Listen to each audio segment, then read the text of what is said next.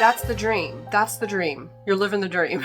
I think one of the things that can be a struggle when you're first starting out with, an extreme diet or an extreme lifestyle, carnivore diet, really strict keto, whatever you want to call it, because they are not mainstream the way that vegetarianism or veganism are, mainstream and acceptable. But if you say you only eat meat, or you only eat animal products, or that kind of thing, people do think that you can have a tendency to feel isolated and weird, extreme. I am an extreme person, and I think what I did to help me with that feeling was I found community. So right after I started carnivore, I did find Dr. Berry. That was the natural progression.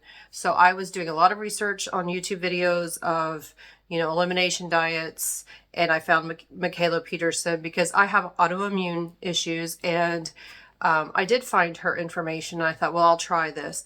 Then she had Dr. Berry on as a guest on her podcast, and I found that, and that's how I found Dr. Berry. So I started watching Dr. Berry's videos, and, a lot of it is common sense, and it made sense. And I thought, well, I can try it.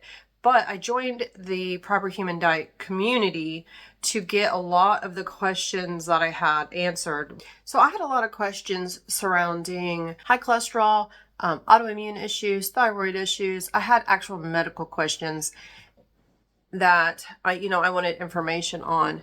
And one thing about the Proper Human Diet community is, has thousands of members, but you can post on there. You can see what other people are doing, what works from them. And there's a spectrum. I feel like meat-based eating, specifically I do strict carnivore, but there is a spectrum. And what works for me is not going to work for my husband or someone else. I have specific needs, and I know, things work better for me. I'm an abstainer. He's a moderator. This is just one example. And I feel like as long as you're eating a whole foods, meat heavy diet like that, that's going to be the best thing for you. But it also has to be sustainable. You have to be willing and able to do this for the long term. Because I do think that when you start a diet, you're trying to lose weight, you just want to lose weight. But with keto, ketovore, carnivore, specifically carnivore for me, you do start to see the other benefits and move on from the intense cravings and things like that. And you just start to feel better. Community can fill a lot of holes in your life. When there's no one else in your life, especially when you're doing something that is just not mainstream at all. And you can feel, like for me, I felt isolated and frankly kind of weird. But going through it over and over and doing it with people together, that has helped a lot. So I do have, an Instagram page where I just share a little bit about my family, but I mostly share about my lifestyle. And it's my life, it's lifestyle focused specifically for carnivore. And I have a YouTube channel. Obviously, you're watching my videos, so you realize that. And I like to get the message out there that this is an option. It's a great option. Carnivore is a great option for fixing a lot of the health issues that most Americans and most people face. Eating good food, and you do the best you can. Laura Spouth talks about, having one non-negotiable a day, staying carnivore. Because if you want it to be sustainable, I do think you need to focus on the big wins that, okay, I stayed carnivore today, or that. And to know that to realize you have these tools in your tool bag. So maybe you do have a moment where a week, a day, a space of time, a period of time where you don't eat an optimum diet of whatever that means for you. But you can always go back to that. There are going to be times that you slip.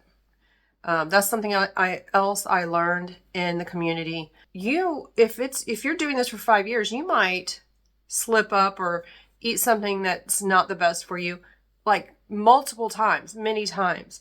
And you just have to think about sustainability. And the other thing I think you should focus on is our bodies are designed to be, healthy, they're not designed to be sickly, but if we keep giving them the wrong things, that's what causes the disease state. But we're supposed to be in a state of health, and we're so resilient. You are resilient.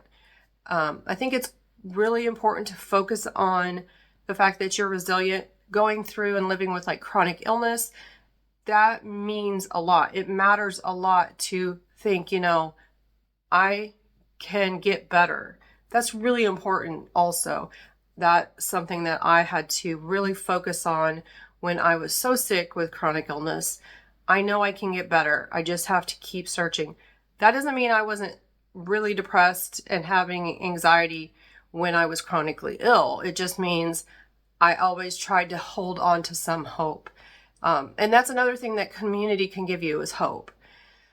Because it can feel hopeless when, you go to your doctor, you wait weeks between visits, and then you go in and they're like, oh, well, you should be fine.